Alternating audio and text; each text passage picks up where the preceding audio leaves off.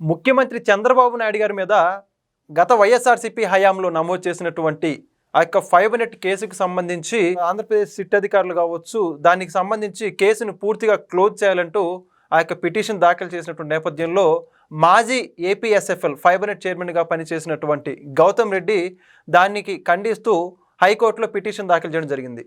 అయితే ఎట్టకేలకు ఆ యొక్క గౌతమ్ రెడ్డి దాఖలు చేసిన పిటిషన్ని కొట్టిపారేస్తూ ఈరోజు కోర్టు అయితే తీర్పునిచ్చింది. మరి మొత్తానికి ఇదే అంశానికి సంబంధించి పూర్తి విషయాలు తెలుసుకోవడానికి మనతో ఉన్నారు సీనియర్ జర్నలిస్ట్ డివి శ్రీనివాస్ గారు. సార్ నమస్కారం అండి.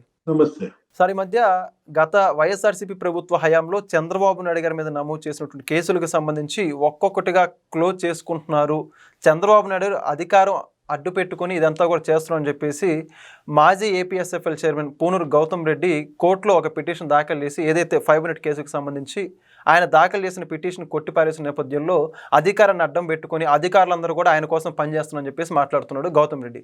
ఏమంటారు ఈ అంశం గురించి? అంటే గౌతమ్ రెడ్డికి కూడా ముఖ్యమంత్రి చంద్రబాబు లోకు అయిపోయాడా? ఓకే.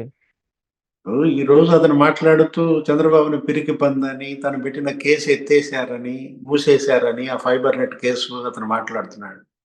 నేనేమనుకున్నాను, అతను ఏమన్నా న్యాయమూర్తిని ఏమన్నా అటాక్ చేస్తాడేమో అనుకున్నాను. ఆ కేసు మరి రిజెక్ట్ చేసినటువంటి న్యాయమూర్తిని ఏమనకుండా ఎవరి మీద పడ్డాడు? చంద్రబాబు మీద పడుతున్నాడా? నువ్వు పిటిషన్ వేసావు, నీ పిటిషన్ ఆయన కొట్టేశాడు. ఎవరు? ఆ న్యాయమూర్తి. ఆ న్యాయమూర్తి పిటిషన్ కొట్టేస్తే దానికి కారణం ఏమని చెప్పారు ఆయన? నువ్వు రాజకీయ నాయకుడివి, నీ పదవి రాజకీయ నామినేటెడ్ పదవి, నువ్వు ఫిర్యాదుదారుగా నువ్వు అది మళ్ళా ఇది చేసే హక్కు నీకు లేదు. అక్కడ ఉన్నటువంటి ముఖ్య అధికారి మసూదన్ రెడ్డి అతను దాఖలు చేశాడు. ఏమని? అది తప్పుడు కేసు, మేము కావాలని పెట్టామనో ఏదో. అప్పట్లో జగన్మోహన్ రెడ్డి హయాంలో పెట్టిన కేసులన్నీ కూడా తప్పుడు కేసులే కదా. అంటే జరగని అవినీతికి జరిగినట్టుగా, లేని కేసు ఉన్నట్లుగా కేసులు పెట్టారు చంద్రబాబు పైన. ఇప్పుడు ఆ కేసులన్నీ క్లోజ్ అవుతున్నాయి. దానికి మీరు అరిచి గగ్గోలు పెడితే అంటే ఇప్పుడు గౌతమ్ రెడ్డి ఏంటి ఆయన పరిస్థితి? చిలకల్లు గ్యాంగ్ ఏమంటుంది? చిలకల్లు గ్యాంగ్ గుర్తుందా? ఆయన ఎవరో ఉమాశంకర్ శాస్త్రి. అవును. ఆయన స్థలం కబ్జా. ఆయన్ని కబ్జా చేయటం కాదు, ఆయన ఏంటి చంపటానికి సుపారీ ఇచ్చారని 24 లక్షలు ఆ జగ్గైపేట దగ్గర ఆ చిలకల్లు గ్యాంగ్ కి 24 లక్షలు సుపారీ ఇచ్చి ఇతన్ని మరి చంపమన్నారని ఆయన కేసు. ఆయన నిన్న కూడా ఏదో ధర్నా చేశాడు, ఆ ధర్నా చౌక్ లో. నా కేసు ఏమైందని. ఉమాశంకర్ శాస్త్రి స్థలం కబ్జా చేస్తారా? అక్కడ ఆ స్థలంలో నువ్వు ఇల్లు కట్టుకుంటావా? అతను కేసులు పెట్టి అతను న్యాయ పోరాటం చేస్తుంటే అతను చంపించడానికి గ్యాంగ్. గౌతమ్ రెడ్డి అతను ఏంటి? అతను రాజశేఖర రెడ్డికి బంధువు అయినంత మాత్రాన జగన్మోహన్ రెడ్డికి బావో మరేదో అయితే మొత్తం ఫైబర్ నెట్ కార్పొరేషన్ అంతా దోచేస్తావా? ఫైబర్ నెట్ కార్పొరేషన్ అసలు ఏంటి? దాని యొక్క పుట్టక చంద్రబాబు 2014-19 సీఎం గా ఉన్నప్పుడు 199 రూపాయలకి ఇచ్చారు. ఇంటికి 199 రూపాయలకి కనెక్షన్. 3 కనెక్షన్లు. ఏంటి? అటు టీవీ, ఇటు కేబుల్, మళ్ళా నెట్. ఇప్పుడు 3 ఫోన్ కూడా 3 కనెక్షన్లు ఇస్తే నువ్వేం చేశావు? జగన్మోహన్ రెడ్డి సీఎం కాగానే 199 రూపాయలని 499 చేశాడు. ఏమయ్యా డబ్బు అంతా? ఇప్పుడు ఒక్కొక్క కనెక్షన్ కి 300 రూపాయలు చొప్పున నువ్వు అదనంగా వసూలు చేసిన డబ్బు ఏమైంది? కనెక్షన్లు చంద్రబాబు హయాంలో 8,70,000 ఉంటే నీ హయాంలో 4 లక్షలకు ఎందుకు పడిపోయాయి? అంటే కనెక్షన్ ఫీజు పెంచాడు, 499 చేశాడు, కనెక్షన్ల సంఖ్య 4 లక్షలు తగ్గించేశారు. అప్పుడు చంద్రబాబు హయాంలో 130 మంది సిబ్బంది. 130 మంది సిబ్బందితో 8,70,000 కనెక్షన్లు వాళ్ళు మెయింటైన్ చేశారు. లాభాల బాటలో ఉన్న ఫైబర్ నెట్ ఏం చేశాడు గౌతమ్ రెడ్డి? జగన్మోహన్ రెడ్డి 1000 మంది మీ వాళ్ళని ఉద్యోగులుగా పెట్టుకున్నారా? ఎక్కడ 130, ఎక్కడ 1300? ఏమయ్యా 1000 మంది జీతాలు? ఆ 1000 జీతాల్లో గౌతమ్ రెడ్డి వాటా ఎంత? అంటే మైనింగ్ కార్పొరేషన్ లో 1000 మంది వైసీపీ కార్యకర్తలను ఉద్యోగులుగా తీసుకుంటారు. డిజిటల్ కార్పొరేషన్ లో 1000 మందిని తీసుకుంటారు. ఇప్పుడు ఈ ఫైబర్ కార్పొరేషన్ లో అంటే వైసీపీ కార్యకర్తలకి జీతాలు ఇవ్వడం కోసమే ఈ పోస్టుల సృష్టి. ఉపాధి కల్పన అంటావా జగన్మోహన్ రెడ్డి? ఆ? అసలు వాళ్ళు పని చేసి జీతం ఇస్తే ఓకే. ఓకే. ఆ? ఏనాడు మైనింగ్ కార్పొరేషన్ లో కనపడరు, ఆర్టీజీఎస్ లో కనపడరు, ఇంటింటికి జీతం పంపిస్తారు. ఆ వర్ర రవీంద్రారెడ్డికి ₹1,00,000 జీతం, లేకపోతే అతను ఎవరో రవి, అతనికి ఒక ₹1,00,000 జీతం, అతని భార్యకు ఉద్యోగం మళ్ళీ. ఆ? మొత్తం బ్యాచ్ బ్యాచ్ ఈ సోషల్ మీడియా, ఈ పేటిఎం బ్యాచ్, ఐప్యాక్ వాళ్ళందరికీ ఉద్యోగాలు ఇచ్చి పారేశారు. ఓకే. ఆ? ఏమయ్యా డబ్బులన్నీ? అసలు ఇంతవరకు గౌతమ్ రెడ్డి అక్రమాలపై ఈ ప్రభుత్వం కేసు పెట్టిందా? అంటే ఇది మంచి ప్రభుత్వమా? కేసులు పెట్టదా? అలాగే ఇప్పుడు కనిపిస్తుంది. ఆర్జీవీది ఏమైంది? రామ్ గోపాల్ వర్మ, ఇప్పుడు జీవి రెడ్డి ఏదో బయట పెట్టాడు కదా, ఇతను బాగోతాలేగా బయట పెట్టింది. అవునండి. అవును. గుర్తుందా నీకు? అదేంటి ఆర్జీవి ఎంత దోచిపెట్టారు ఆర్జీవికి? 2 కోట్ల 3 కోట్ల? చెక్ రూపంలో, అది కూడా గవర్నమెంట్ నుంచి. ఏమైంది ఆ కేసు? వసూలు చేశారా? ఎంత తీసుకున్నారా? ఆర్జీవి నోటీసులు ఇచ్చారు, అతను డెన్కి వెళ్ళారు. ఏమైంది ఆ కేసులన్నీ? అతనేమో జగన్మోహన్ రెడ్డి అడ్డం పెట్టుకుని ప్రభుత్వానికి ఖజానాకి చిల్లు పెట్టి బ్రహ్మాండంగా ఈ విధంగా అతను quid pro quo.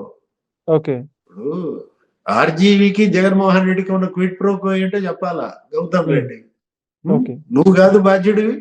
Fibre net chairman గా నీ బాధ్యత లేదా ఆ రోజు? అదే అసలు అతను తీసిన సినిమాలేంటి? ఆ సినిమాలు మళ్ళా ఫైబర్ నెట్ లో వేసినట్టుగా బిల్డప్. ఓకే. అక్కడ వచ్చిందేమో ఎన్ని వ్యూస్ వచ్చాయి, నువ్వెంత డబ్బులు ఇచ్చావు?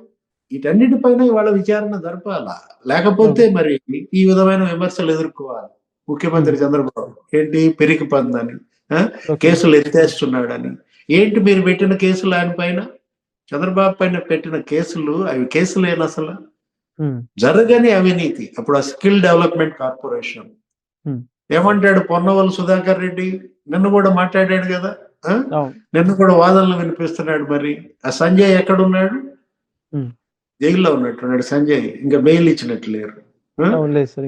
మొత్తం హైదరాబాద్ లో ప్రెస్ మీటు, ఢిల్లీలో ప్రెస్ మీటు, ముంబైలో ప్రెస్ మీటు. గంగ నాసిక్ లో పుట్టిందన్నాడా? ఏంటి వాళ్ళు పెట్టిన ప్రెస్ మీట్లు ఏంటి? అట్లాగే ఉంటది ఇది కూడా. ఏది స్కిల్ డెవలప్మెంట్ 3,000 కోట్ల అవినీతి అన్నావు, తర్వాత 300 కోట్ల అవినీతి అన్నావు, 30 కోట్లు అన్నావు, తెలుగుదేశం పార్టీ కార్యాలయం వాళ్ళ ఖాతాలకు వెళ్ళిందన్నారు. చివరికి ఏమని తేల్చారు? 3 కోట్లు వాడెవడ థర్డ్ పార్టీ జిఎస్టీ ఎగ్గొట్టిన కేసు. దానికి చంద్రబాబుకి ఏమైనా సంబంధమా? దాంట్లో ఆయన అరెస్ట్ చేస్తారా? 52 రోజులు జైల్లో పెడతారా? కేసులు ఎత్తేస్తున్నారు, మూసివేస్తున్నారంటే చెప్తున్నాను అనమాట. ఇసుక కేసు ఎత్తేస్తున్నారు, లేకపోతే మద్యం కేసు ఎత్తేస్తున్నారు, ఏదేదో మాట్లాడతారు. ఇసుక మద్యంలోనే కదా ఇప్పుడు మీరంతా జైళ్ళకి వెళ్తారు. జగన్మోహన్ రెడ్డి పైన ఆ రోజు ఏంటి, రోజుకి 8 కోట్లు ఇసుకలో వసూలు చేశాడు వాళ్ళ బ్రదర్ ఎవరైనా అనిల్ రెడ్డి వైస్. ఆ జేపీ వెంచర్స్ అడ్డం పెట్టుకుని, జేపీ వెంచర్స్ నిన్న కూడా ఏదో కోర్టులో కేసు వేసింది. ఏంటి 17 కోట్లు నేను కట్టను, ప్రభుత్వమే కట్టాలంటున్నాడు.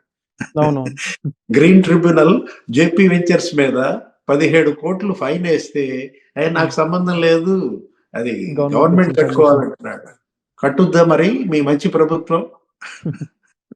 ఇప్పుడు ఇది మంచి ప్రభుత్వం అనే పేరు తెచ్చుకోవటం ఏమో గానీ మెతక ప్రభుత్వం అనే చెడ్డ పేరు రాకూడదని. ఏది ఇదే జరుగుద్ది అనమాట. ఏంటి చిందులేస్తారనమాట. ఇప్పుడు 17 కోట్లు కట్టమని అతను అన్నాడంటే ఏంటి అతను జేపీ వెంచర్స్ కున్నటువంటి ధైర్యం దానికి ఉందా?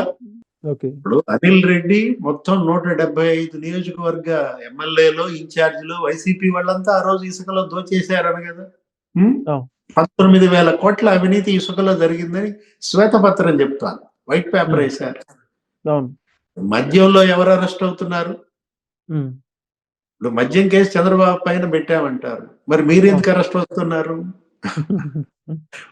ఇప్పుడు మనం చూసాం కదా, ఏది వాసుదేవరెడ్డి లేకపోతే సత్యప్రసాద్ అప్రూవర్లుగా మారారు, వాళ్ళని బెదిరించారంటారు. అంటే మీరు వాళ్ళని బెదిరించి కేసులు పెట్టించారా చంద్రబాబు పైన? వీళ్ళు బెదిరించారని మీరు ఆరోపించడానికై? ఇప్పుడు మిథున్ రెడ్డి ఎవరు, లేకపోతే చెవిరెడ్డి భాస్కర్ రెడ్డి ఎవరు? సీఎంఓ జగన్మోహన్ రెడ్డి సీఎంఓ మొత్తం అరెస్ట్ అయి కూర్చుంది జైల్లో. ధనుంజయ రెడ్డి, కృష్ణమోహన్ రెడ్డి, అతను సిమెంట్ ఫ్యాక్టరీ వాడు కూడా జైలుకి వెళ్ళాడు కదా, బాలాజీ గోవిందప్ప.